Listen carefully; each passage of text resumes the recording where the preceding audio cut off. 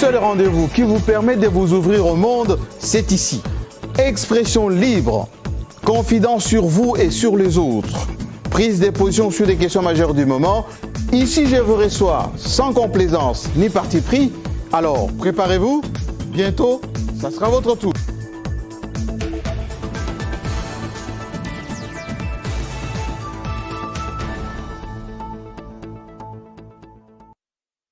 Je sais que vous êtes nombreux, alors très nombreux, à attendre cette émission qui a été annoncée depuis quelques jours maintenant. Je sais que vous attendez impatiemment les réponses qui vous seront données tout à l'heure par l'invité du jour.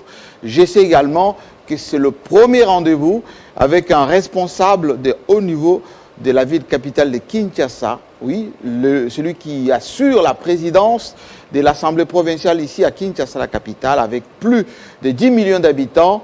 L'invité du jour va parler principalement de l'économie parce que ça nous concerne au premier point. Le budget de la République vient d'être proposé à l'Assemblée nationale, qui est l'autorité budgétaire. 7 milliards de dollars proposés. Est-ce que c'est suffisant pour cette République?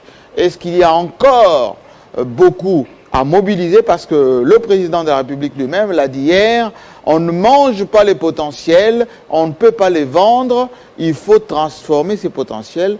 Combien on perd aujourd'hui en termes de moyens, en termes de revenus? Quels sont les potentiels à transformer en réalité?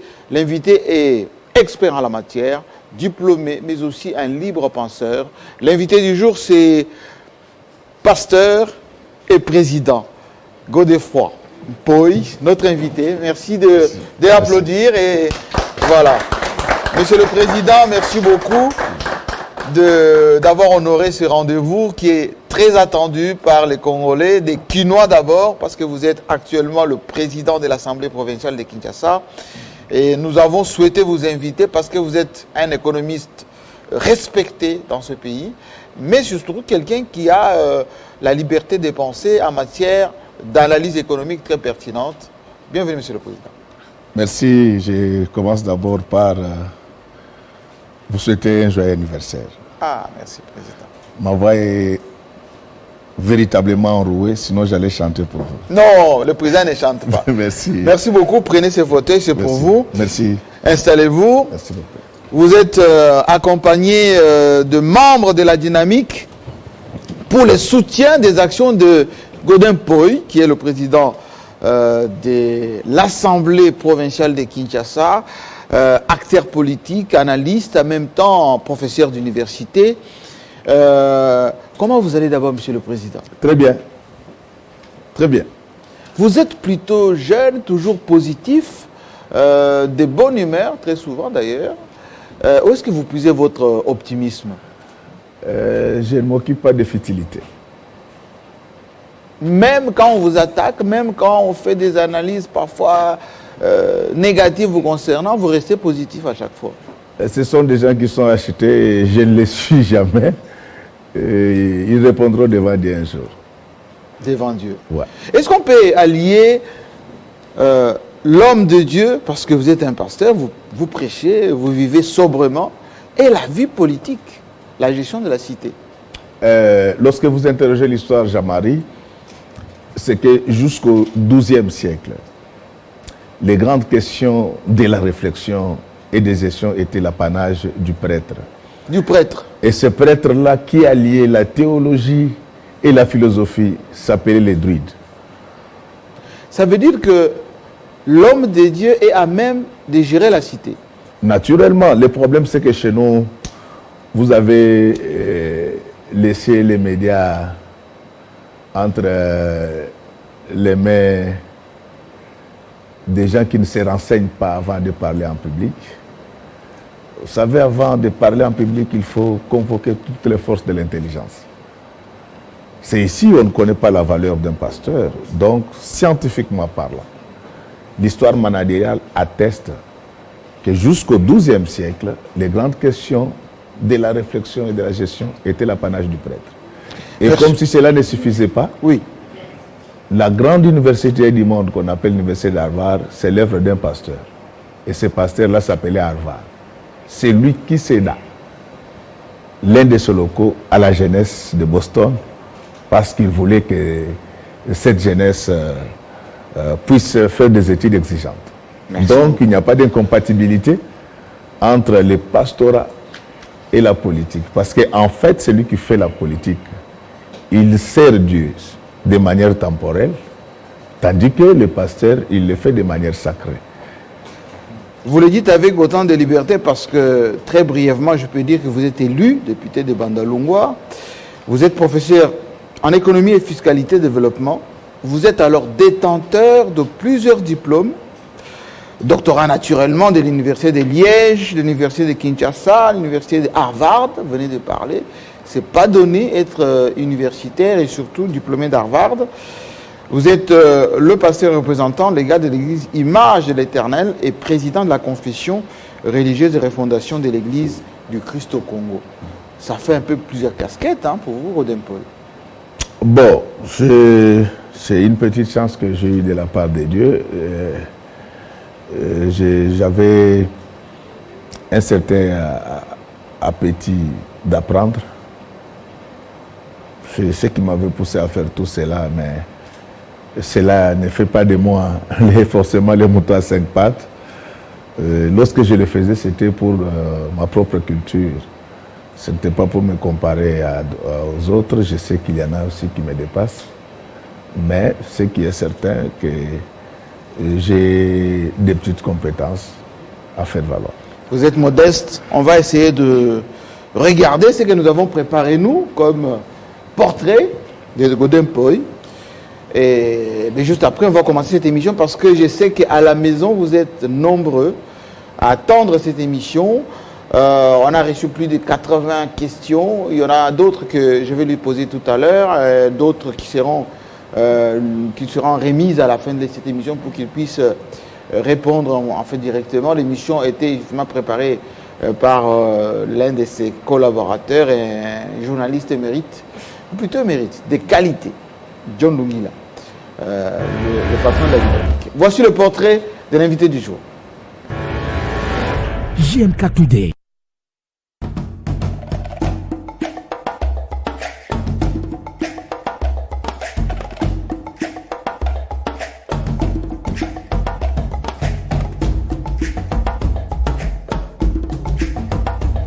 Il faudrait feuilleter plus d'une dizaine de pages pour lire le CV de ce cinquantenaire, Godin Paul.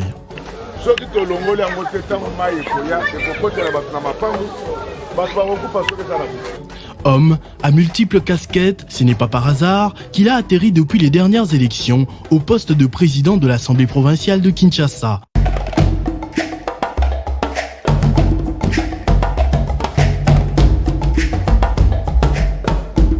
Originaire de la province du Kasaï oriental, c'est lui que beaucoup ont découvert homme de Dieu, pasteur et représentant légal de l'église Image de l'Éternel, a d'autre part passé près de 30 ans à se perfectionner dans les études. Lorsque Dieu fait sa première prédication, il n'a pas parlé du ciel, il n'a pas parlé de la vie éternelle. Il a dit à Adam, Monsieur, fiscalité, douane, commerce international, économie et développement, sciences politiques et administratives, rares sont les domaines que Godin Paul n'a pas touchés tout au long de son parcours académique impressionnant. Détenteur de 2 thèses à l'université de Kinshasa et à l'université catholique du Congo, mais aussi en Belgique et en Allemagne. Godin Paul a également été formé en Chine et il parcourt le monde depuis 2011 en tant que conférencier. Conséquence logique, cursus académique costaud, carrière professionnelle impressionnante. Godin Paul gravit les échelons à la direction générale de douane et assises où il est encore aujourd'hui conseiller. Godin Paul est également auteur, il a à son actif une bonne dizaine de livres publiés parlant de la politique, l'économie ou encore la religion.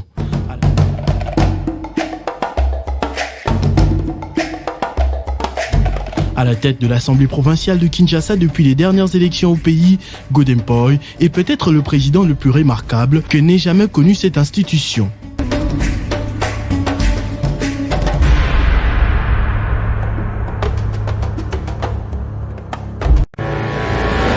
JMK Today.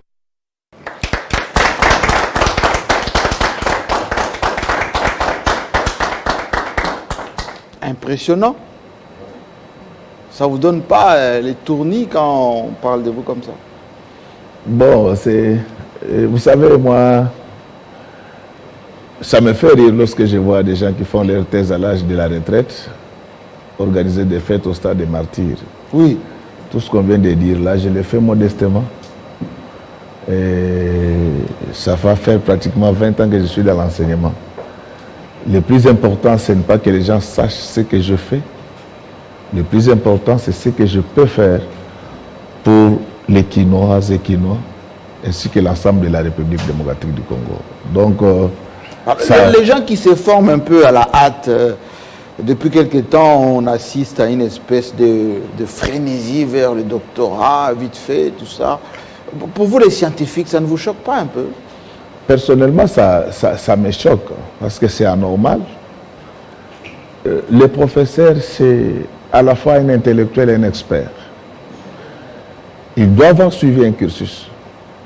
Mais chez nous ici, vous voyez quelqu'un qui n'avait rien à voir avec la science. Lorsqu'il était étudiant, il n'avait pas aligné une seule distinction. Mais un jour, vous apprendrez qu'il a soutenu sa thèse de doctorat. Et généralement, ces gens-là font trop de bruit dans les médias. Trop de bruit? Oui. Et je pense que, comme nous voulons relancer notre économie, il faudra que notre gouvernement central puisse avoir un œil très regardant de ces côtés-là. Parce qu'en fait, les docteurs, c'est les savants. S'il est déjà dit que pour être assistant, il faut avoir distingué au moins une fois, comment quelqu'un qui n'avait pas distingué, il peut devenir professeur? Donc ce sont des choses qu'il faut régler, mais ce qui me console, c'est que c'est les nombres là de ceux qui sont dans la frénésie, de ceux que moi j'appelle la doctorose. Doctorose. La doctorose.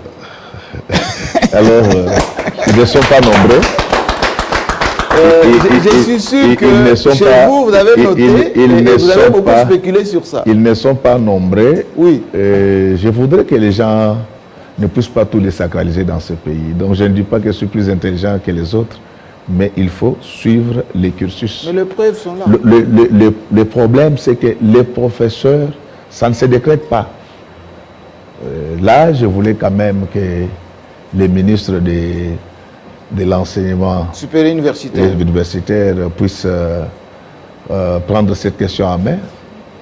Aujourd'hui, là, donc, quelqu'un qui n'avait rien avec là, pour devenir professeur, il faut avoir été assistant premier mandat, assistant second mandat, chef des travaux, et enfin professeur. Mais ici, vous voyez, c'est une sorte de Dégogao. Vous connaissez Dégogao, c'est l'homme qui avait découvert l'embouchure. À peine il défend sa thèse, il faut voir il a déjà la carte de visite, professeur. Et il faut voir comment c'est médiatisé. Je pense que nous ne devons pas tout désacraliser dans ce pays. Les ambitions des hommes sur la terre, GMK, doivent être rabotées par l'unité de mesure. Il me semble que la bonne unité de mesure, c'est la bonne école. Il ne faut pas que nous puissions amener des aventures partout. Le professeur, c'est la personne la plus capée de la société. Dans l'échelle de valeurs, oui, après Dieu et les anges, il y a le professeur. Donc je voudrais... Est-ce qu'il y a encore de la place pour l'intelligence dans notre pays? Oui, je sais que chez nous, le meilleur profil n'a jamais été un atout. Et nous allons nous battre pour que ça puisse changer. Parce que toutes ces universités fonctionnent dans la ville de Kinshasa. Il y a des gens qui ont souffert pour atteindre ces niveaux-là. Alors comment... Les professeurs émettent des avis éclairés. Je ne presse pas pour ma propre chapelle, mais je voulais vous rappeler que lorsque nous étions encore de l'autre côté, je vous avais parlé de la TVA qui n'allait pas aboutir. Aujourd'hui, on fait l'unanimité. C'est ça les profs. Alors, Godem Poy, professeur d'économie, on va beaucoup parler économie aujourd'hui avec vous. Moi, je vous ai connu sur le plateau Télé 50 d'ailleurs, où vous venez nous expliquer les grandes théories autour de la TVA, du cadre macroéconomique, avec beaucoup de recul d'ailleurs, beaucoup de chiffres. Mais beaucoup plus une question, on va dire, d'approche. Pourquoi on vous redoute tant, Godem Poy? Bon... votre émission n'est pas bilingue, mais les Kino vont traduire à la maison. Non, c'est pas interdit. Moïbi alinga mtu atoshte. Moïbi alinga mtu atoshte. Voilà. Bon, en langage clair, Moïbi alinga mtu atoshte, c'est-à-dire pour ceux qui nous suivent en Afrique et partout, le voleur n'aime pas quelqu'un qui a une torche. Voilà. C'est bien ça? Oui. Pourquoi? Non, parce que pour lui, ce pays doit rester dans l'État. Donc vous allez dévoiler ces manigances. Vous savez que si nous mettons fin au vol et au détournement, nous allons récupérer les 15 milliards de dollars. Ah, de Luzolo Bambi. Oui. D'heureuse mémoire. Oui, je certifie cela. 15 milliards échappent au trésor. Au trésor. C'est parce qu'il y a quelques amis qui pensent que la RDC doit rester dans cet état. Et moi, je ne dis pas que je suis plus intelligent que les autres, mais j'ai un appétit d'ordre. L'appétit d'ordre? Ah oui, lorsque vous rentrez dans mon champ d'action, vous serez exorcisé. Alors, quand vous êtes venu, vous avez été élu, Godempoy, président de l'Assemblée provinciale de Kinshasa, on a senti Kinshasa bouger. Par les déclarations, ensuite par des manifestations quasi, on va dire, spectaculaires. L'ancien ministre des Finances, l'ancien président, qui est à votre place d'ailleurs, président provincial de l'Assemblée nationale, même le gouverneur l'actuel bouge, tremblote, tout ça. C'est pas un peu, on va dire, impressionnant ce que vous faites là, juste pour secouer les cocotiers et puis en réalité il n'y a pas grand-chose derrière. Non, non, nous on secoue les cocotiers et les fruits tombent. Je ne le fais pas seul, ce que je fais, je le fais avec les concours de tous mes collègues députés. Et l'actuel gouverneur a un grand avantage d'appartenir à la même famille politique que moi. Nous avons mais la vous n'êtes même pas des philosophie. complices? Non, non, non, il le sait. Il travaille bien, c'est pourquoi je le soutiens. Les jours où il va s'écarter un peu des fondamentaux du FCC, je vais le lui dire. Mais je suis fier de lui. Il travaille bien, à part le petit raté qu'il y a eu pour le bourgmestre, et ça a été corrigé. Nous sommes en bon terme et avec lui, nous allons changer cette ville. Donc, ce que les gens doivent retenir ici, c'est que pour changer la République démocratique du Congo, il y a 3 choses qu'il faut faire. 1, la discipline des dirigeants. 2, le dur labeur de la population. Et 3, la bonne intelligence avec la communauté internationale. On appelle ça l'impoïsme. L'impoïsme? Voilà. Donc, en fait, l'impoïsme. Répétez les trois, la trilogie impoïste. Oui, voilà. Et on étudie ça aujourd'hui dans nos universités. Oui. Pour changer la République démocratique du Congo, il y a 3 choses qu'il faut faire. 1, la discipline des dirigeants. Donc il faut, quand on est dirigeant, il faut discipliner. On ne doit pas confondre sa poche et les biens de la République. Oh, j'y suis qui mange à l'hôtel, travaille à l'hôtel. Non, oui, voilà. On doit être, qui travaille à l'hôtel, mange à l'hôtel. On doit être rigoureux dans les recrutements, dans la promotion et dans l'affectation. Malheureusement, chez nous, tout se fait selon les liens du sang et des sentiments. Oui, mais cette affaire de partis politiques qui envoient 70% de leurs militants dans des ministères, c'est pas choquant quand même. Non, on présume que les 60% là, c'est constitué des tatillons. Donc, en fait, c'est cette indiscipline qui a fait qu'aujourd'hui, tout ce que les Raïs a fait dans ce pays n'a pas été apprécié à sa juste valeur. C'est parce qu'il y a eu des inconscients qui ne comprennent pas. Aux commandes, pas disciplinés du tout. Oui, non, pas tous, mais lui-même l'avait dit qu'il n'avait pas 15 collaborateurs. Les gens pensaient les gens pensaient qu'il était en train de blaguer, mais c'était la réalité. Parce que les gens doivent savoir qu'un miracle économique s'est produit dans ce pays depuis 2001. Et si nous avions accompagné cette grande vision, je pense que le Congo ne serait pas là où il est. Donc je voulais dire que dans l'impoïsme, donc le 3, c'est la bonne intelligence avec la communauté internationale. C'est-à-dire qu'aujourd'hui, il n'y a pas des États souverains. La diplomatie, elle doit être gérée au gré des intérêts. Au gré des intérêts. Et il faut savoir s'adapter. Oui, s'adapter et surtout en tenant compte des rapports de force. Quelqu'un qui est plus fort que vous, ah oui, il ne faut pas l'affronter. Ah oui. Et donc, en relation internationale, parce que nous parlons de l'économie qui a aussi une sphère internationale, il y a une théorie qu'on appelle la théorie de la puissance. Et cette théorie se manifeste sous 3 aspects. Nous avons les hard power, les smart power et les soft power. Donc, dans les hard power, c'est la force qui compte. C'est pourquoi vous voyez hard power. Alors, lorsque vous êtes encore un État fragile comme nous, parce que nous sommes post-conflit, oui. Et il faut appliquer ce qu'on appelle les smart power. Donc, la puissance par l'intelligence. La souplesse. La souplesse, voir de quel côté passent les intérêts du pays. Et les soft power, comme font les Rwandais, par exemple. Hein, vous voyez, c'est un petit pays, mais qui surfe avec l'effort, avec la diplomatie. Ce sont des choses qu'il faut prendre en considération. C'est vrai que le Congo est au centre des grands complots, mais avec beaucoup d'intelligence, nous pouvons dompter nos adversaires sans qu'ils ne puissent s'en apercevoir. Donc, je disais, la discipline des dirigeants. Parce que c'est quand même anormal que dans un pays comme celui-ci, quelqu'un qui n'avait jamais distingué lors de son cursus normal. Oui. Un jour, vous suivez la télé, on vous dit qu'il est devenu docteur. Mais c'est des doctorats pour partir en enfer. Dieu est contre la tricherie. Parce que vous savez les dangers. Vous pouvez jouer avec tout, oui, mais ne jouez jamais avec l'enseignement. Avec le savoir. Ces messieurs à qui vous décernez un papier de docteur, c'est pour déformer nos enfants. Et Dieu n'accepte pas ce genre d'injustice. Donc il faut beaucoup de discipline, discipline budgétaire, discipline managériale. Ne jamais confondre la caisse de l'État de ses biens privés.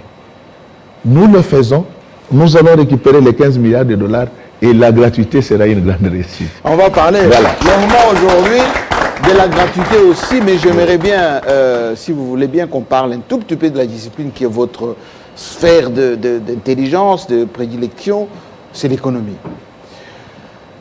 La RDC, le président Tshisekedi l'a dit pas plus qu'hier, que c'est un pays toujours potentiellement riche, mais que cette richesse potentielle ne se mange pas, ne se vend pas, il faut qu'on puisse transformer. Vous avez commencé à évoquer tout à l'heure les décollages de notre croissance depuis le 26 janvier 2001. Est-ce que vous pouvez nous en dire un peu plus? Et on va atterrir à cette notion de budget parce que ça sera, comme qui dirait, la thématique de cette émission. Oui, comment c'est parti depuis le 26 janvier 2001 et quoi est-ce qu'on en est aujourd'hui à faire 7 milliards de budget? Merci beaucoup. Petit balisage historique. Lorsque la RDC prend son indépendance, nous sommes le 30 juin 1960, les colonisateurs s'étaient organisés pour qu'il y ait 5 ans de chaos. 5 ans de chaos. De 60 à 65, l'État était inexistant. C'est finalement, en 1965, lorsque le maréchal Mobutu va prendre le pouvoir, il va commencer avec des réformes. Donc, on commence toujours par les réformes. Et vous verrez comment l'histoire se répète. Ce qui était arrivé en 1965, c'est ce qui est arrivé en 2001, et c'est ce qui est en train d'arriver avec le président de la République, que les Quinoises et Quinois appellent affectueusement Fachi Béton. Et donc, nous sommes en 1965, lorsque le maréchal Mobutu prend le pouvoir, il va prendre la première mesure, c'est dans le cadre de ce qu'on appelait la convention Tchombe-Spak. Donc il fallait que les sièges de toutes les entreprises du portefeuille qui se trouvaient en Belgique soient transférés en RDC. Okay. 1966, la loi Bakajika, les terres revenaient à l'État. 1967, première réforme monétaire. Bilan, c'est les pics qu'on n'a jamais atteints en matière de croissance. Nous avons eu un taux de croissance de 17,6% entre 1965 et 1967.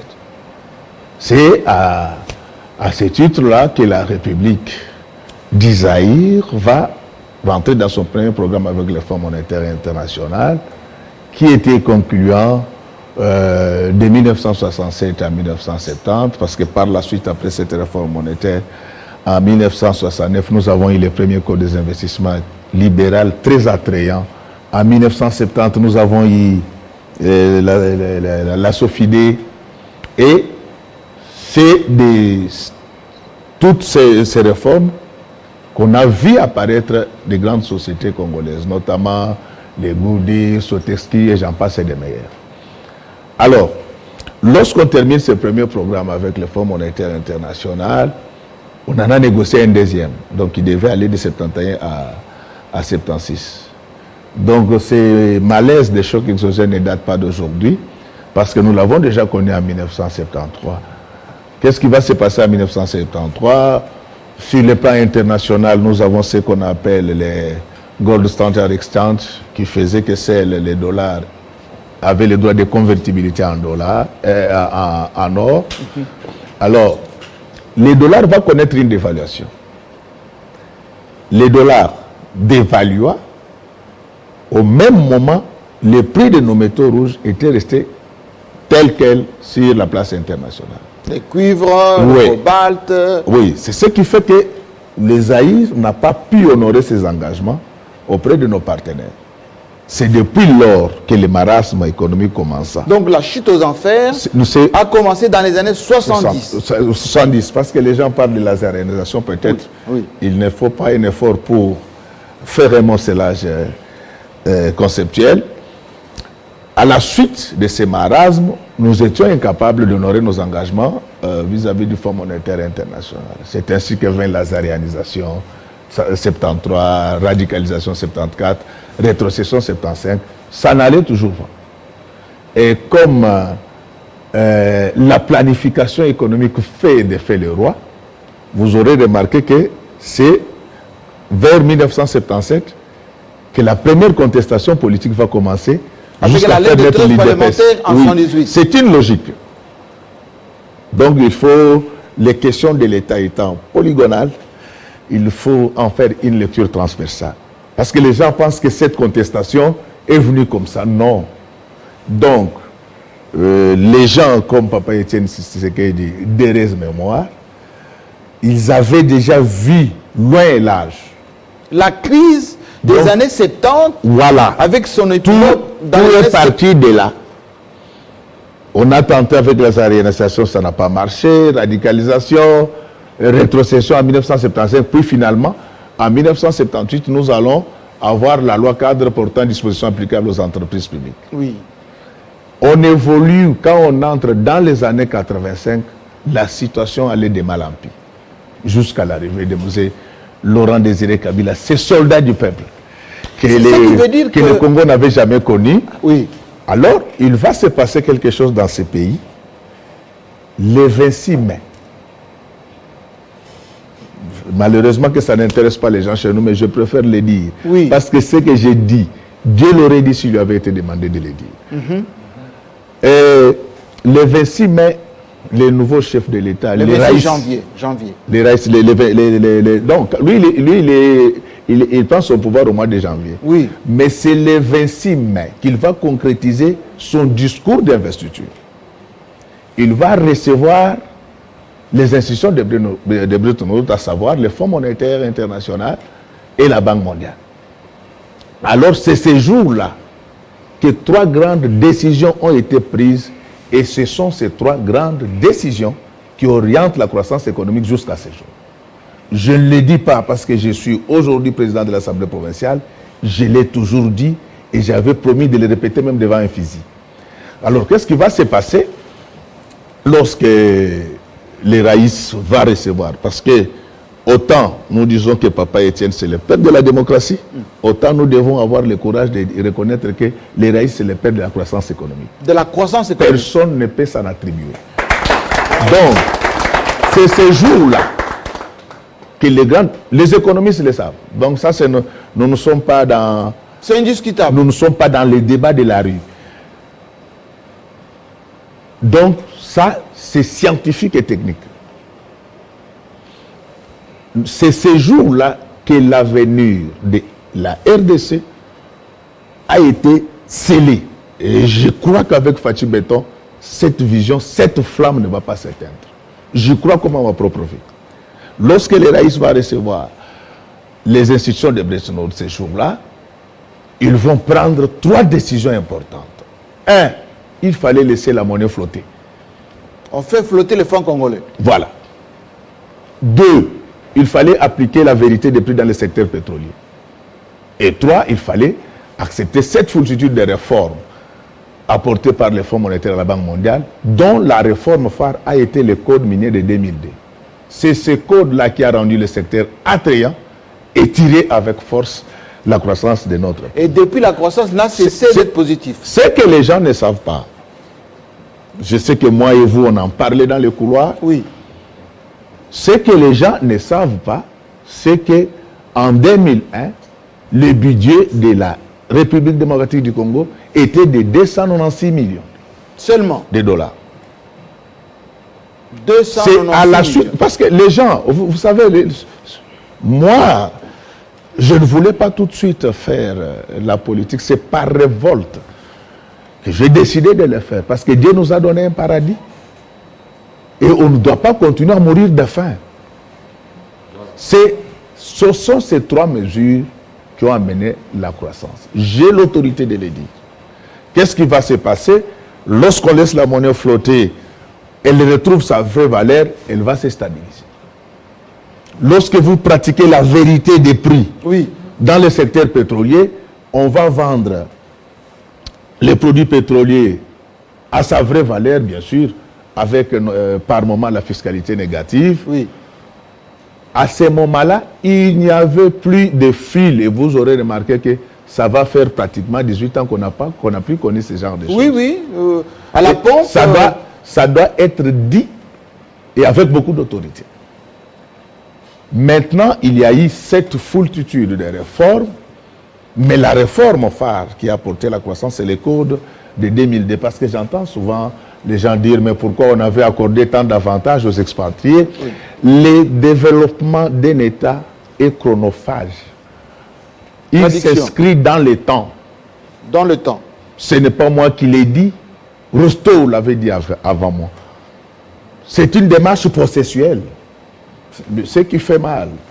Je ne dis pas que je suis le savant de la République, mais je pense que la façon dont nous abordons les questions de l'État sur la place publique laisse à désirer. La politique est une chose tellement importante qu'on ne doit pas la laisser entre les mains de tout le monde. Aux aventuriers. Alors, qu'est-ce que je voulais dire par là? Les codes de 2002, il accordait beaucoup d'avantages, notamment les mécanismes d'amortissement et les régimes particuliers à ce qui concernait la fiscalité. Donc, on avait d'une part créé une niche fiscale pour les sociétés minières, pendant que toutes les entreprises étaient alignées sur un taux d'abord de 40 puis de 35%, et ils étaient à 30%. Mais le grand avantage, c'est qu'au lieu de procéder à l'amortissement linéaire, il leur a été accordé l'amortissement dégressif. C'est-à-dire, c'était pour leur permettre de récupérer tout de suite l'argent investi. Et lorsqu'on applique l'amortissement dégressif, sur le plan de fiscalité, cela aura un impact, l'assiette va se rétrécir. C'était en fait pour que les investisseurs ne puissent pas ressentir tout de suite le fardeau de leur investissement. Et il était dit dans ces codes miniers qu'on devait les revoir 10 ans après. Ce qui a été fait. Qu'est-ce qui va arriver lorsque les Raïs va recevoir ces experts? C'est ce qui a fait que nous avons commencé en 2001 même, à partir du mois de juin, par les PIR, donc le programme intérimaire renforcé. C'est ce programme qui nous a amené en 2002 dans la phase du PEG 1, qui est allé de 2002 jusqu'en 2006, mais il y a eu rupture parce qu'on constata un dérapage budgétaire, c'était naturellement à la suite des élections qu'on avait organisées en 2006, et ainsi que les contrats chinois. Parce que pour les institutions de Bretton Woods, il devait y avoir de la cohérence dans nos politiques publiques. Nous étions engagés déjà avec les institutions de Bretton Woods. Nous avions reçu plusieurs fois des facilités dans le cadre de l'addiction de la pauvreté.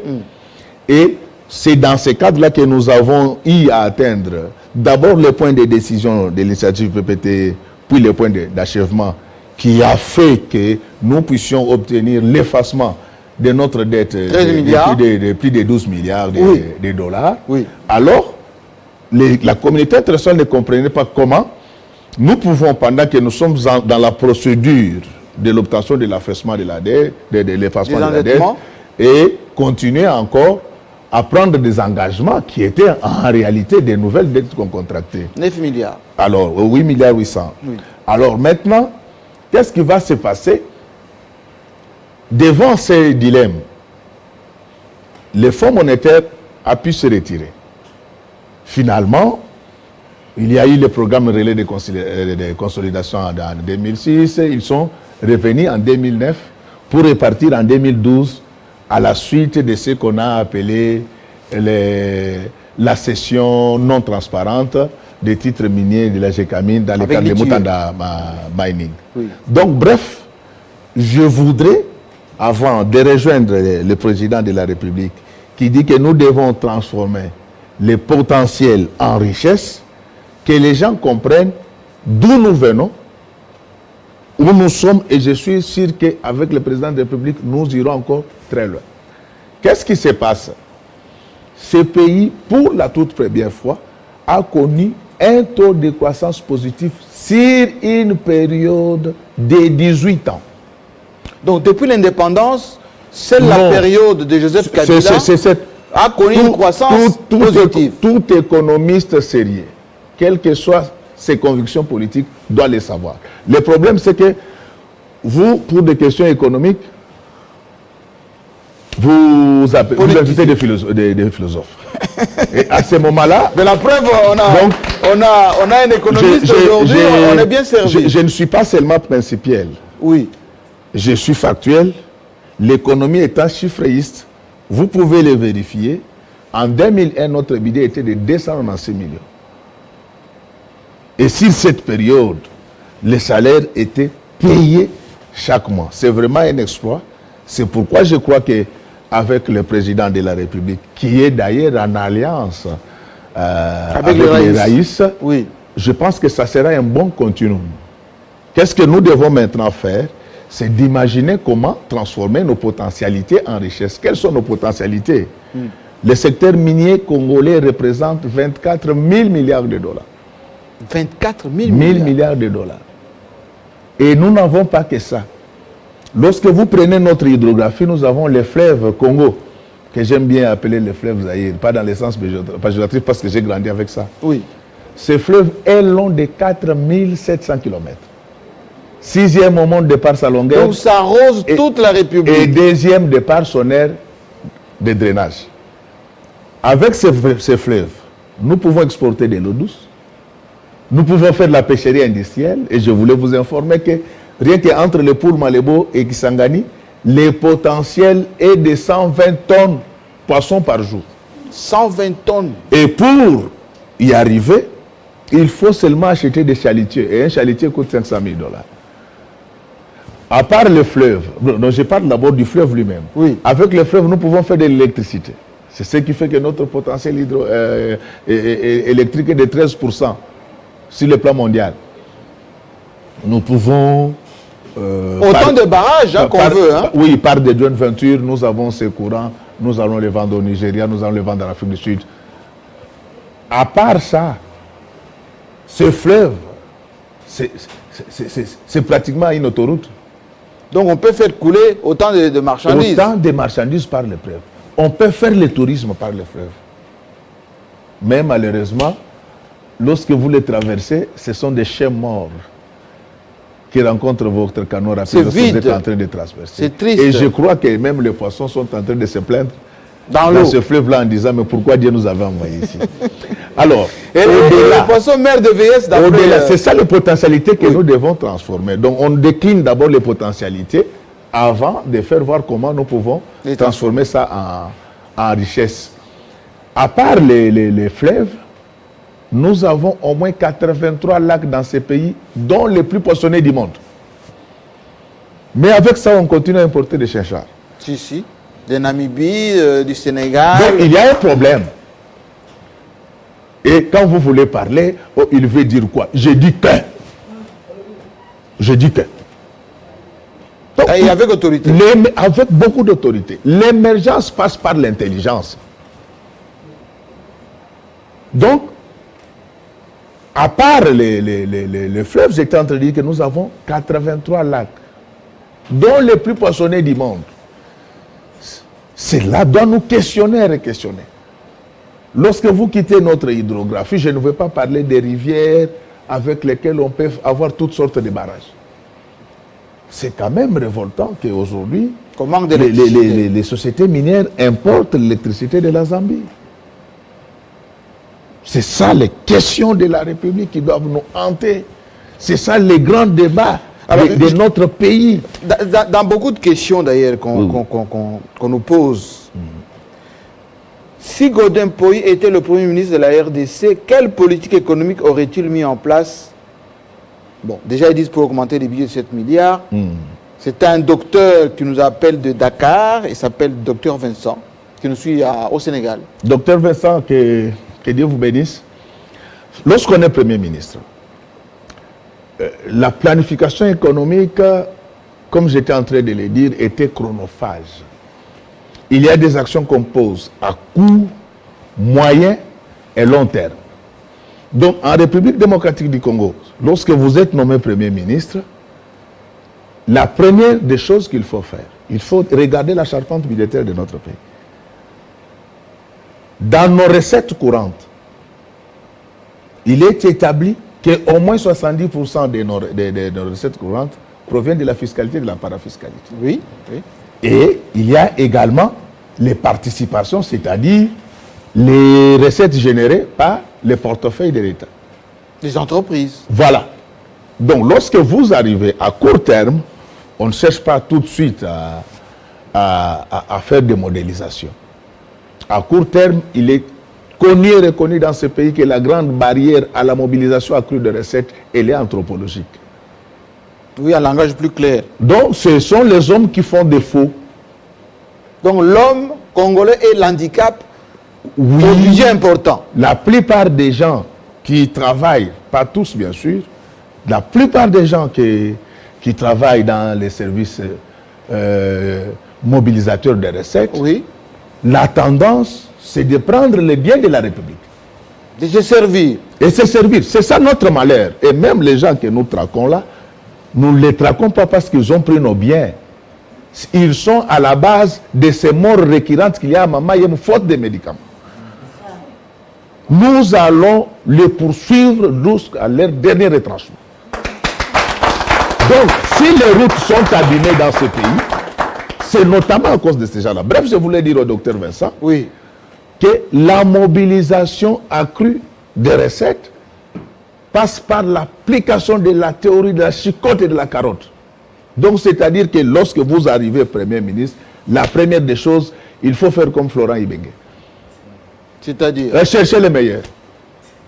Le meilleur économiste. Vous voyez, regardez, vous voyez dans nos régies financières, oui, dans les sociétés commerciales, oui, vous mettez les gens comme les Ruguiza partout. Oui. Nous allons, il a monté ça. Nous allons, l'année prochaine, nous n'allons pas avoir moins de 15 milliards de dollars. L'année prochaine déjà. Vous comprenez? Oui. C'est-à-dire le problème, pendant que les gens souffrent là, il y a des gens qui croient qu'ils peuvent tous se permettre de prendre l'argent de l'État, pendant que les parents souffrent, les policiers souffrent, les militaires souffrent.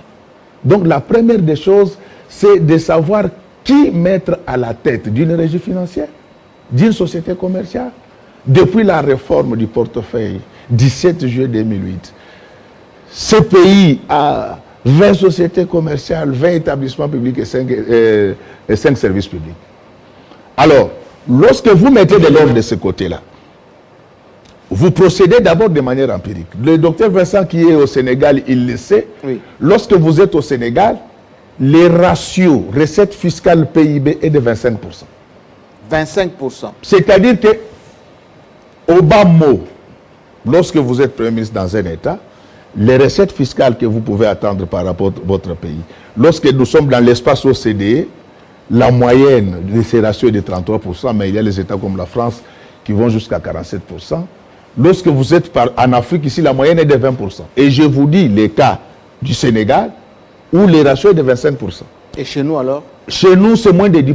Non, c'est scandaleux. Donc, comment c'est simple. C'est scandaleux. Il suffit seulement de prendre notre PIB qui est estimé aujourd'hui donc à 50 milliards. Oui. Vous prenez seulement les 20%, ça vous fait 10 milliards. C'est ça le minimum que les fiscs doivent mobiliser. Donc ça veut dire que même les 7 milliards qu'on a proposés à l'Assemblée nationale, c'est moins que notre capacité de mobilisation. Nous allons expliquer c'est moins, mais nous allons expliquer pourquoi ça a été fait de la sorte. Donc, les autres le font. Ici, tout est difficile pour nous. Même pour se laver, il faut que les Chinois viennent le faire. Je pense que c'est anormal. Tout est difficile. Oui. Impossible parfois. Oui, c'est pourquoi j'ai parlé dans ma théorie là qu'on appelle l'impoïsme. Il y a la discipline des dirigeants, le dur labeur de la population. Évidemment, il faut que les gens sachent aussi que dans ces régies-là, dans ces sociétés-là commerciales, il y a des gens corrects, mais qui sont des fois étouffés. On ne les laisse pas s'exprimer. Voilà. On ne leur donne pas de responsabilités. Qui sont étouffés. Mais pour y arriver, il y a aussi des préalables. Il faut améliorer davantage leurs conditions de vie. Mais maintenant, pour revenir au budget qui est de 7 milliards. Il dit comment va-t-il faire, comment il devrait faire pour augmenter de 7 milliards un peu plus. Le premier élément de réponse, il a trouvé. C'est comme c'est la première année, il faut que les ratios là soient de 20%. Quitter les 10% que nous avons pour augmenter. C'est faisable. Et lorsque vous quittez, parce qu'il ne faut pas qu'on puisse seulement pointer du doigt proclamer les régies financières, oui. Il y a au moins 20 sociétés commerciales dans ces pays. Au moins 20 établissements publics. Mais quand vous lisez les budgets de notre pays, ce qu'il rapporte au budget de l'État, c'est superfétatoire, c'est incongru, c'est anodin. C'est ce qui fait que la République démocratique du Congo a une atonie des recettes. Donc, il y a des barrières anthropologiques. Et chaque État, et c'est ça le rôle de services de renseignement, chaque État identifie ses meilleurs enfants. Comment le Japon s'est développé? Vous ne vous êtes jamais posé la question? Le Japon n'a pas de ressources naturelles comme nous. Pas de mines, mais pas de les Japon prêtent l'argent aux Américains. Qu'est-ce qu'ils ont fait? Ils ont identifié leurs meilleurs enfants. On les avait envoyés dans les grandes universités occidentales où vous avez étudié. Ces enfants sont rentrés avec les savoirs. Et je voudrais rappeler ici que les savoirs n'a de sens que lorsqu'ils débouchent sur la trilogie du savoir. À savoir, le savoir-être, le savoir-faire et le savoir-vivre. Oh, alors, c'est bien dit ça. Alors maintenant, donc on doit, il faudra que dans ces pays, qu'on puisse identifier filière par filière les meilleurs. Comment on découvre les meilleurs? C'est par rapport à l'université fréquentée. C'est par rapport aux avis éclairés qu'on a émis par le passé. C'est par rapport à la qualité de la production intellectuelle. C'est par rapport aussi à la compétence professionnelle. Parce que j'étais en train de vous dire que le professeur est à la fois intellectuel expert. Donc, lorsque vous identifiez ces personnes-là, qui constituent le capital humain, au sens de Gary Becker, cet économiste américain prix Nobel de l'économie qui disait le capital humain, c'est celui qui a fait des études exigeantes, qui est en bonne santé, qui a suffisamment d'études. Donc, vous prenez ces gens-là, vous les mettez, vous les responsabilisez au niveau des régies, au niveau des sociétés commerciales, au niveau des établissements publics, au niveau des services publics, c'est possible d'avoisiner les 15 milliards comme le professeur Luzolo Bambi l'avait dit. Maintenant, je vais expliquer. Oui. Parce que je vois il y a quand même une sorte d'acharnement. Nous ne voulons plus d'un budget de 7 milliards. Oui. Et ceux qui disent là, oui, ils ont exercé les mêmes fonctions par le passé. Pourquoi ils n'avaient pas présenté mieux que ça? Il dit oui, Lunga est arrivé. Non. Il propose que 7 milliards. Ça, là, c'est faible. C'est de la récupération politicienne. Lisez l'histoire budgétaire de ce pays. On n'a jamais eu un budget de plus de 10 milliards de dollars. Je n'encourage pas les premiers ministres, mais il faut dire les choses telles qu'elles sont. Faut pas, parce que ces gens-là qui parlent, et quand ils étaient là, c'était pire. Donc, depuis que le Congo est Congo, la seule fois où nous avons dépassé au niveau de l'exécution les 4 milliards, c'est à partir de 2012. Donc, c'était dû à l'embellie Dans le secteur minier, dans notamment. le secteur minier. Avec la montée du cuivre. Donc il ne faut pas que les gens...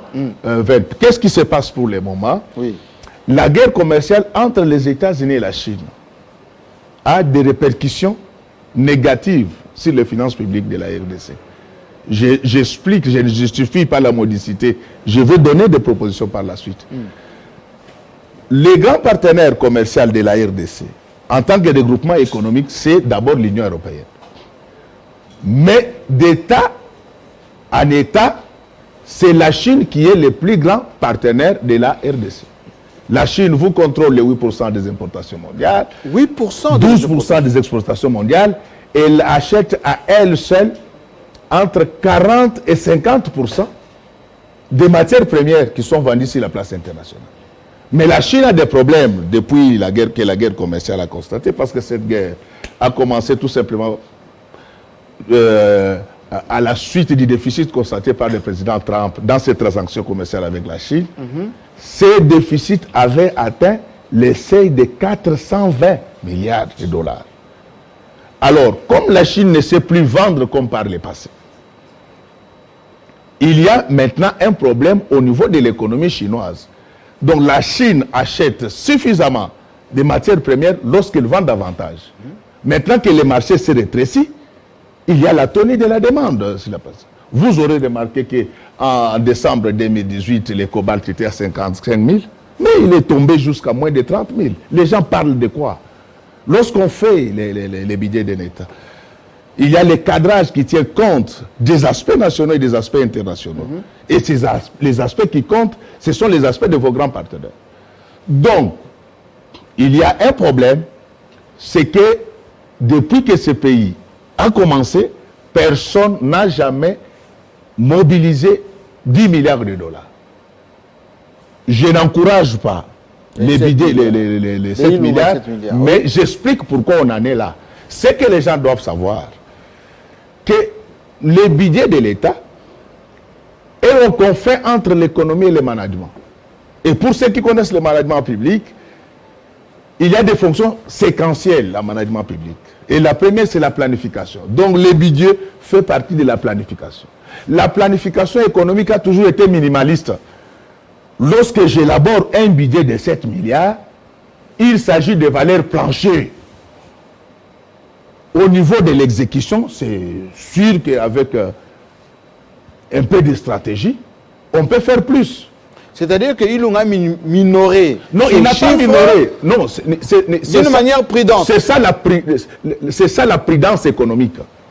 Je ne veux pas citer le président d'un État voisin, dont je préfère taire le nom ici. Oui. Lorsqu'il accédait au pouvoir, il tirait le gros de ses revenus de la vente de pétrole. Quand il prenait le pouvoir, les barils à l'époque étaient à 70 $. Et pourtant, le prix habituel, qui était connu de tous, et retenu même par cœur, était de 35 $. Absolument. Et lui, il va concevoir un programme sur base de 70 $. Qu'est-ce qui arriva? Quand il commençait à exercer son programme, le prix redescendit à sa valeur normale. Il n'a pas pu terminer son mandat. Et on connaît la suite. Le fait d'accepter les 7 milliards, c'est de l'intelligence économique. Mais on ne dit pas que les gens doivent le savoir. Il y a une logique gestionnelle.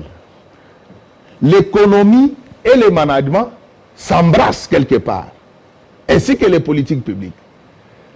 Lorsqu'on parle d'un budget, il s'agit tout simplement de la planification.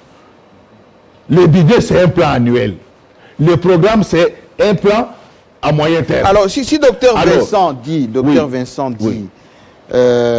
on a planifié 7 milliards, oui. Oui, mais on peut aller... Mais est-ce que, en réalisation terrain, oui, si des circonstances heureuses adviennent, la discipline des dirigeants dont vous avez parlé, le dur labeur de la population, punition, oui, la carotte, le bâton, oui, est-ce qu'on peut dépasser 7 milliards? On peut atteindre même 15 milliards.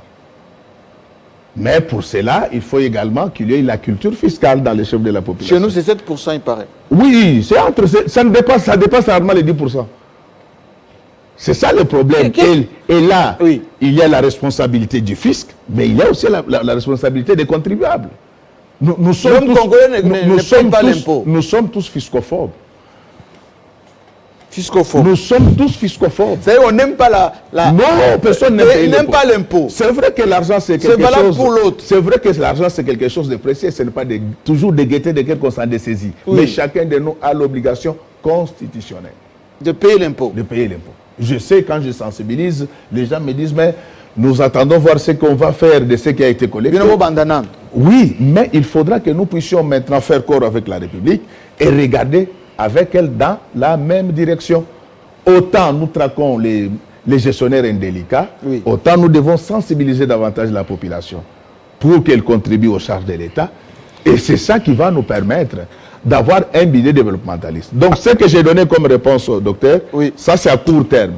Alors, il y a un professeur qui habite à Pointe-Noire qui dit le docteur Poy est président de l'Assemblée provinciale de Kinshasa. Il est l'autorité budgétaire. Quel est le budget de Kinshasa et quels sont les arguments qui justifient ça? Oui, lorsque nous sommes arrivés, pour que les gens le sachent, nous avons trouvé que c'est 50 millions de dollars qu'on mobilisait chaque... 50 millions oui, oui. Pour une capitale de 10 millions d'habitants? Non, et aujourd'hui, on nous parle de 15 millions. 15 millions. Donc, là, il a raison, nous sommes en train de nous battre. On va y aller crescendo. Bon, de 50 millions, vous voulez aller jusqu'à combien? Votre budget est prévu pour 2020? Non, ce que nous nous battons, c'est nous nous battons pour avoir 200 millions par mois. Par mois? Oui. Comment nous comptons le faire? La ville de Kinshasa n'a pas de métaux rouges comme les Katanga, oui, et les Kivu. Oui. Mais nous avons nos immeubles. Nous avons un problème de l'impôt sur les revenus locatifs. L'impôt foncier? Oui, les gens doivent comprendre ce que j'ai dit. Il y a une constitution de 2006 qui a abrogé toutes les dispositions antérieures et contraires. C'est-à-dire? La constitution de 2006 institue la décentralisation. Mais la difficulté qu'a la ville de Kinshasa, c'est que les sociétés immobilières ne payent jamais l'IREL, elles vont payer l'impôt sur les bénéfices au niveau de la DGI. Mais vous avez créé la DGRK. Oui, c'est ça, donc nous allons nous battre. Comment vous allez faire avec l'impôt national et votre impôt au niveau de la DGI? Nous allons nous battre, bien sûr. Il y a un chevauchement. Nous allons nous battre pour que cet impôt revienne à la ville de Kinshasa et que les sociétés immobilières continuent à payer leur impôt sur les bénéfices à la DGI, mais en considérant l'IREL payé au niveau de la ville comme étant une charge. Vous allez avoir, vous allez avoir 200 millions. Oui, nous allons commencer d'abord nous-mêmes. Ça va vous faire en interne, en attendant que la rétrocession soit régulière. Non, ça c'est une autre affaire. Oui, une autre affaire. Laissez-moi vous poser cette question. Enfin, c'est pas moi qui pose, c'est mais de toute manière, à moins qu'on soit de mauvaise foi. C'est vrai que Kinshasa est toujours sale, mais pas sale comme elle l'a été hier. C'est en train de changer. Ah voilà. Mais votre stratégie là, ça va aller comment? Vous allez faire payer les Quinois pour qu'ils financent cette propriété de Kinshasa, et vous avez d'autres méthodes pour le faire? Non, il y a plusieurs ressources. Nous-mêmes, nous avons des régies qui vont produire également de l'argent. Donc avec les Quinois, nous allons progressivement. Et les Quinois lui-même, quand il verra que nous sommes en train de nous occuper de lui, il va nous accompagner. Les Quinois n'a jamais été méchant. Les Quinois ont toujours été gentils. C'est pourquoi j'ai dit ceci. J'ai dit ceci. Oui. Que tu sois de l'Ituri, que tu sois du Kivu, Kasaï, Bandundu, Bakongo, Équateur, dès que tu mets tes pieds à Kinshasa, tu es Quinois comme tout le monde et tu as les mêmes droits. Ah bon? Voilà. Mais justement, celui-ci, José Moti à Lubumbashi, il dit entre Kimbuta et Guy Matondo, qui doit rendre compte? Voilà, je préfère répondre à... José Moti à Lubumbashi. Je préfère répondre... D'autres questions arrivent. Je préfère répondre à cette question. Oui. Jean-Marie, le malheur de ceux qui se réveillent très tôt, c'est de n'avoir comme interlocuteur que des oiseaux. C'est-à-dire, répondez un tout petit peu. Parce que c'est le genre de questions que les gens posent. L'Assemblée provinciale de Kinshasa n'a de pouvoir que sur les personnes qui sont en fonction. Ah bon? Lorsque moi j'arrive, c'est lui, le gouverneur que vous venez de citer, il n'était plus en fonction. Oui, mais la loi est dynamique, non? Suivez-moi. Oui, la continuité des affaires de l'État. Suivez-moi, lui n'était pas là, donc on ne pouvait pas l'interpeller parce qu'il n'était plus en fonction. Sinon, un jour, on va me demander de vous interpeller. L'État des droits a ses obligations. Et j'avais oublié de vous dire que les mariages FCCK, c'est les mariages entre la croissance économique et l'état des droits. Ah, d'accord. C'est les mariages entre l'état de droit et la croissance. C'est les mariages entre l'intelligence et la sagesse. Bon. C'est les mariages entre la passion et la raison. Entre la passion et la raison. Voilà. Donc, je referme la parenthèse. Oui. Donc, nous sommes des légalistes. Nous avons interpellé tous ceux qui étaient interpellables parce qu'ils étaient en fonction. Guy Matondo était en fonction. Il était en fonction. Maintenant, pour le reste, il y a une équipe qui audite tous les services de la ville. Et ça se fait, ça, ça continue jusqu'à ce jour, on n'a rien oublié. Donc, si par malheur, oui. Votre nom va se retrouver sur la liste. Ah, je n'ai jamais géré. Vous n'avez jamais géré. Non. Moi, j'ai un privé, 100% en tout cas, Olana Daniel. Merci beaucoup. Olana Daniel. L'autre question. Oui. Parce que on nous a dit donc, il faut dire à notre ami. Oui, entre Guy Matondo et Kimbuta. Donc, vous attendez, l'audit continue. L'audit continue. Tout celui qui sera sur la liste des prédateurs, Olana Daniel. Olana Daniel. Alors, donc, il ne faut pas. Parce que beaucoup de gens posent ces questions-là. Oui. Et le drame chez nous, c'est que, au lieu de faire comme notre compatriote du Katanga, oui, qui pose la question, non, les autres. Enfin, ce pays, je ne sais pas là où nous allons. Ce sont ceux qui ne connaissent pas, qui condamnent ceux qui connaissent un peu. Ce que vous ne connaissez pas, cela ne veut pas dire que ça n'existe pas. Alors justement, il y a un collectif des étudiants de l'université de Kinshasa qui pose cette question. Pourquoi le président Mpoyi refuse de payer les arriérés de ceux qui ont travaillé avec Kimbuta? Très bonne question. La première précision, c'est que tous ceux qui réclamaient les arriérés étaient déjà payés. Ah bon? Ils étaient venus pour voler. Oh, c'est-à-dire? Donc, ils voulaient être payés 2 fois. Ils sont rentrés. Ces gens-là étaient déjà payés depuis 2011. Comme ils sont habités par le mal, ils étaient rentrés pour chercher à se faire encore payer. Et vous avez détecté ça? On a détecté ça. On a bloqué l'argent, on a retourné ça à l'hôtel de ville. Je vous ai dit que Moïbe Alingamuto a torche. Donc ce Moutoza a torche, Moïbe, et c'est le groupe là de ces prédateurs, oui. Ce sont eux qui... Ils appellent, ils vous disent qu'ils sont des Lénikines, mais si vous vous rappelez ce numéro-là, oui. Il n'y a pas des étudiants là-bas. Oh. C'est eux-mêmes, ils ont créé un réseau là avec quelques alliés qu'ils ont recrutés dans les médias, mais les alliés ne sont pas nombreux. Oui. Je remercie la presse qui m'accompagne devant le président. Je vous remercie, transmettez mes remerciements à toute la presse. Merci beaucoup. Ils ont recruté quelques abîmés, mais la machine ne tourne pas. Si vous vous rappelez à ces numéros-là, oui. Ça ne vient pas de l'Inikin. Je peux vous dire ceci. Ces gens étaient déjà payés.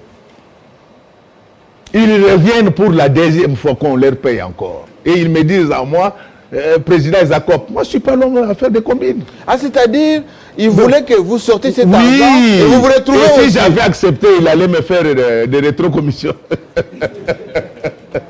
C'est une faute. Je ne fonctionne pas. Moi, je ne fonctionne pas comme ça. Ils ont cherché même à mêler à leur aventure là le nom d'un grand quinois. Boteti de res mémoire. Oui. Je vais demander à mes collègues députés, nous allons voir comment décorer ce grand quinois qui a. Boteti. Oui, Boteti. Le fait Boteti de res mémoire n'a aucun problème avec l'Assemblée provinciale. Sa famille ne nous a jamais réclamé quelque chose. Parce qu'il était mort, hein? Oui. Sa famille ne nous a jamais réclamé quelque chose. Et je salue cette grande famille en passant. Il y a des gens qui voulaient souiller les noms de ces grands quinois. Nous allons réfléchir ensemble avec mes collègues députés pour voir comment on doit décorer ces grands quinois. Mais donc ce sont des gens qui étaient habitués à venir voler. Mais si vous avez torche est prêt là. Oui, justement.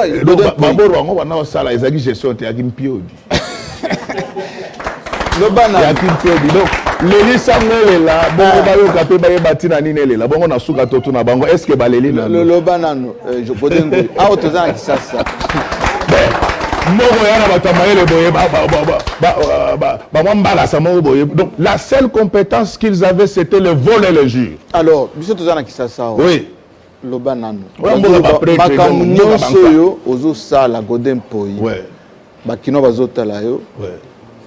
Oza na rando na bato bazaki na ville awa. Oza ko envier train de vie na bango, yo pe lingo se retrouver yango ozo chauffer bango pour récupérer ba mituka, récupérer ba mbongo. Yango te. Ozo tuna pona bato yo yibingai. Ngana yo to ba ile lote. Ngana zo poser question. Ozo poser ba question. Na oza na rando na tina rando na bango ya nini? Ngana na rando na ba miyibi. Naza nga mozuité na yebi yango, mais naza mobola te. Oui, bien, donc Zanga bien, naza na média depuis 20 ans. Bazo landa yo. Donc rando ezate. Rando ezate, donc awa goda gandengwana et banda depuis DGDA. Soko kutana grand prêtre de Ogracia Soroguiza Maguera, les meilleurs DG de la RDC appellation bien contrôlée. Awa biso ke godé comme ça. Et banda le loté. Train de vie de bango bango. Train de vie de bango basaki nango. Tango bayaki basaki banani. Vie à bien. Donc de comparer tango bayaka. Vie à bien na moyibi. Vie à bien na moyibi. Zonga bien ya. Ozaonde. Donc mboko ana bato amaele boye moi groupe à bato moko 20 pour na moyi. La seule compétence qu'ils ont c'est le vol et l'injure. Ngana olandaka bangote. Na golula bango na nini na moyibi na classe au basala malamu ou bien nini. Ça va bien là to ebanité. Naza nga mozuité mais oyebinga bien. L'autre question. Ah voilà. Ça va bien. Les gens se posent la question. Godem Poi jusqu'où il va aller avec tout ça. Donc nazo je dis ceci. Est-ce que ça populisme? Non. Il a souci en boka ezali alingala ki sa katanga mingi c'est quoi? C'est la passion du Congo. Méléguée par les raïs et la raison apportée par le président de la République que les Quinois et Quinois appellent affectueusement Fachi Beton. Vous croyez que nous devons... Les raïs a amené la croissance dans ce pays. Vous voulez que ça s'arrête? La flamme a été allumée par les raïs en 2001. Nous devons la maintenir, non seulement allumée, mais elle doit calciner toute la misère du Congo. Le cadre a été déjà dressé. Maintenant, nous devons nous y investir pour que le Congo puisse atteindre l'émergence. Mais Balobi que sans tant que peut se retrouver, Mounoko ezolo babou. Là, se retrouver à la tala, yebisa bango boy. Oyozo kangama. Yebisa bango boy. Tant banda olia. Yebisa bango na se retrouver à la vana ya na politique. Oyebi bango bien mais ozo na se retrouver na za na moi église na ngate. Non mais hein? Dans mon église n'angaïd. Moi prof paix. Moi qui dois n'y paix. 25 ans na douane ezala. Donc ça va. Ah de. Atika. Na olula bango na ni na moyibi ou bien na classe malamba ça. Na lobite ke na legi bango. Mais naza na eloko olela bango tenenge bazono bawana. Bazali ko faire véhiculer makambo lokuta.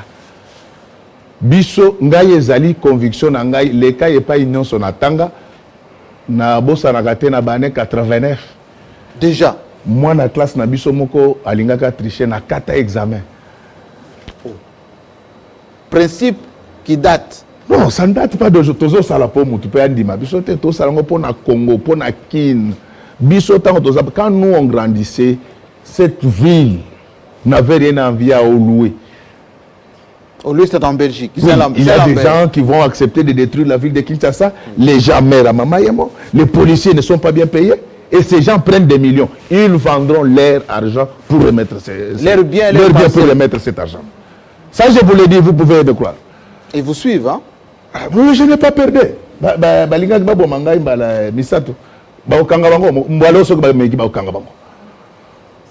Donc, vous voyez même, quand nous parlons de ces choses, je ne dis pas que moi je ne suis pas riche. Mais j'avais un travail rémunérateur. Le rêve de tout Congolais, c'est de travailler à la douane. Et j'étais dans la technostructure de la DGDA. Je suis venu pour servir ce peuple qui m'a fait confiance. On ne peut pas accepter qu'un groupe de 20 personnes puisse prendre toute la propriété de la ville de Kinshasa. Mais c'est révoltant. Alors, terminez cette émission parce qu'on est en direct. Vous savez que les gens nous suivent de partout. Il y a une tonne de questions. Aujourd'hui, les priorités de l'Assemblée provinciale de Kinshasa, c'est que vous êtes autorité militaire, naturellement. Vous avez quelle priorité? On a parlé de Kinbo Peto. Mais là, vous parlez de bonne gouvernance.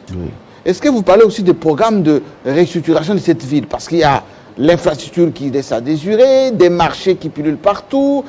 C'est quoi les priorités? Vous allez commencer par où? Au niveau de l'Assemblée, vous allez légiférer sur quoi? Non, d'abord, non, au niveau de l'Assemblée, parce que je suis surpris et je suis éberlué lorsque j'apprends certains collègues dire que les développements du Congo, ce n'est pas l'affaire du député. Mais les députés viennent faire quoi? Mais c'est vous. Les lois, c'est vous. Le contrôle de l'exécutif, c'est vous. Voilà, et en management, le contrôle, c'est la dernière digue qui ne doit jamais sauter. Nous échangeons d'abord le gouvernement provincial, c'est notre gouvernement parce que c'est l'émanation de l'Assemblée provinciale. La plupart des ministres, ce sont nos collègues députés. Ils connaissent la vision de l'APK parce que l'APK, c'est tout un esprit. Quand nous sommes dans cet hémicycle-là, il n'y a ni FCC, ni Cash, ni Lamouka. Nous sommes d'abord des Kinois et Kinois. C'est ce que j'aime. Il n'y a pas d'obédience là-bas. C'est ce que j'aime de la part de mes collègues députés. Vous avez commencé à raisonner pareil. Nous avons une vision, c'est de nettoyer cette ville et de précipiter son développement. Les projets que nous avons, quand j'ai dit nous, c'est-à-dire moi, l'Assemblée provinciale et le gouvernement, nous devons vous donner la corniche de Kinshasa. Qui n'est jamais là. Hein. Donc les gens qui ont construit cette ville, c'est du jamais vu. On construit une ville qui tourne le dos au fleuve. C'est du jamais vu. Vous avez fait le tour du monde. C'est anormal. Nous réfléchissons pour qu'on ait de beaux bâtiments le long du fleuve là, mais qui regardent le fleuve. Mais ça coûte de l'argent, ça. Vous verrez. Donc, avec le soutien de l'autorité morale du président de la République, vous allez voir, on va faire des routes partout ici. Déjà, pour le mois de janvier, on va agrandir l'avenue de l'université. Ah, l'avenue de l'université qui est déjà bétonnée. On va agrandir encore. Donc, on a des projets parce que si nous ne faisons rien, si nous laissons ces gens prendre l'argent de l'État, comme ils faisaient, un jour nous allons nous réveiller, il n'y a pas de route, il n'y a pas d'hôpitaux, il n'y a pas d'école. Et vous avez été président de l'Assemblée provinciale? Oui. Et pourquoi faire? Non, mais c'est pourquoi on est là, on est déterminé. Donc, on ne le fait pas de manière ostentatoire. Ceux qui me connaissent, ils ne sont pas surpris. Ils savent que monsieur se comporte de la sorte.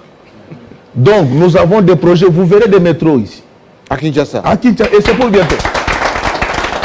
Alors, nous allons tout faire pour réhabiliter les quartiers industriels. Donc, qui étaient limités. Oui, mais on va chercher à repousser cela très loin de la ville. C'est déjà marécageux. Pour que les Kinois et Kinois aient du travail, il y aura des sociétés de montage de véhicules. C'est cette ville.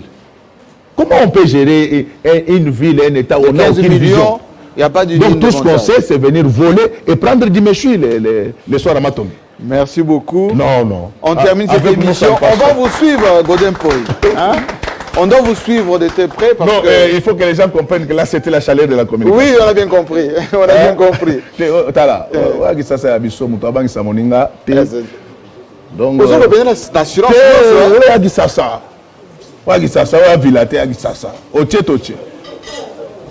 Donc, anniversaire, joyeux anniversaire, joyeux anniversaire, Jean-Marie, joyeux anniversaire, oh you, every birthday to you, every birthday to you, every birthday to you.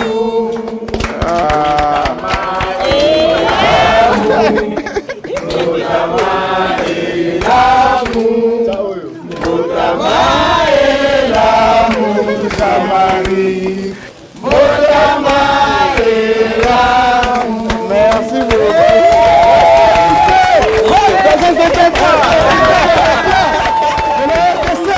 Merci beaucoup. Samba viva! Viva! La samba viva! Viva! La samba viva! Viva!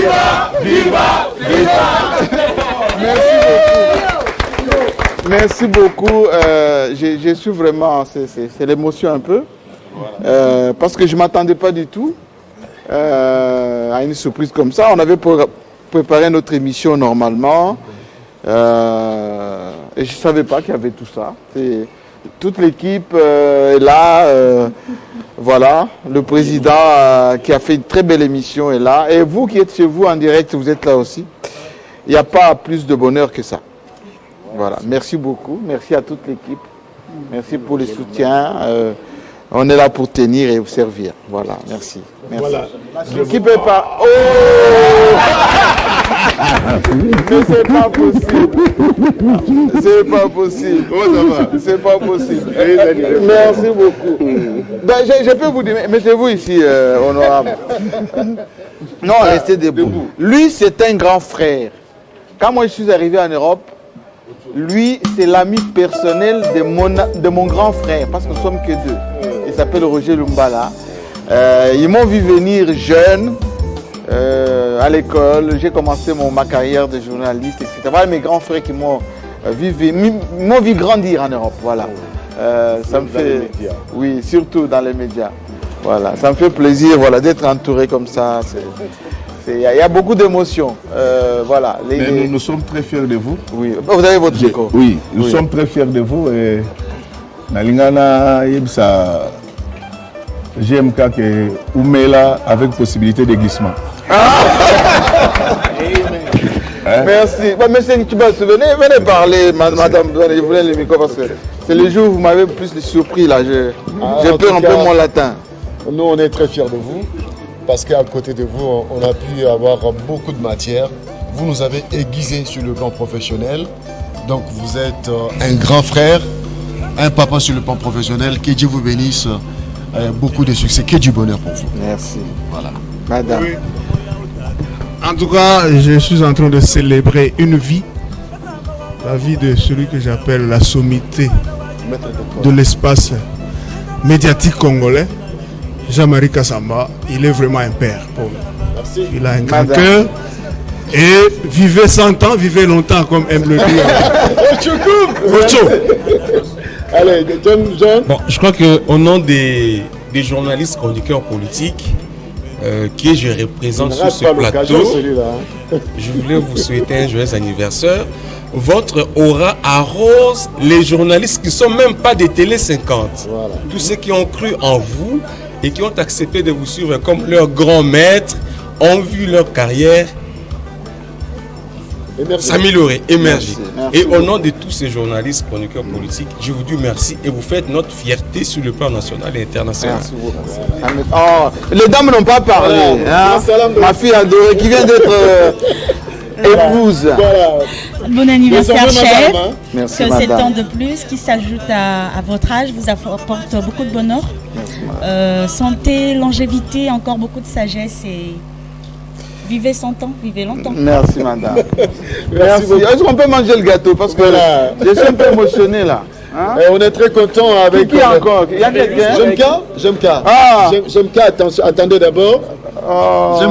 Maître d'école. C'est monsieur Tchokou, mon fils là. Parlez monsieur. Tournez la caméra. C'est la famille.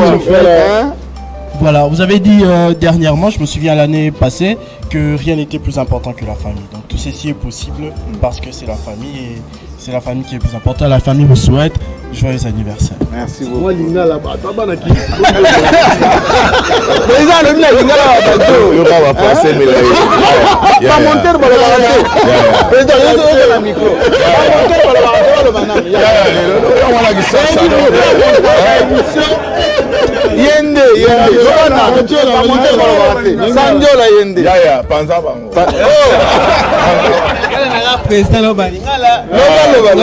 J'aime quand maître d'école, vous mettez là vraiment. Avec possibilité de glissement. Ouais. Merci beaucoup dans le travail au Pestibiso, tu vois la famille. Mais ton petit sous français. Merci.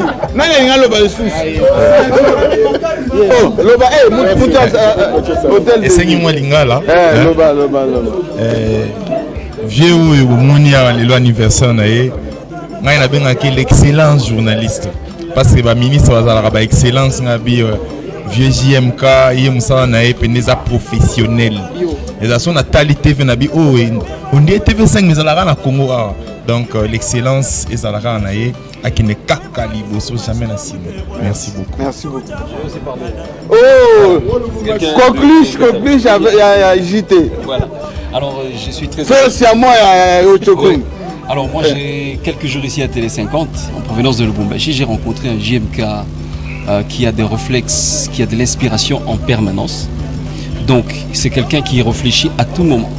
Et tout ce qu'il dit, c'est très important, ça vous amène un peu plus loin. Donc j'ai envie de dire qu'aujourd'hui, j'ai rencontré un JMK source d'inspiration. Et bien, je vous souhaite tous les bonheurs du monde en ce jour de votre anniversaire. Merci beaucoup, merci. Voilà. Vous voyez, on a mis ça pour la bougie maintenant. Et merci beaucoup, on peut applaudir. Voilà. Et encore merci, merci pour ces cadeaux. Merci beaucoup, merci. À très bientôt. Merci. Ah, vous n'avez...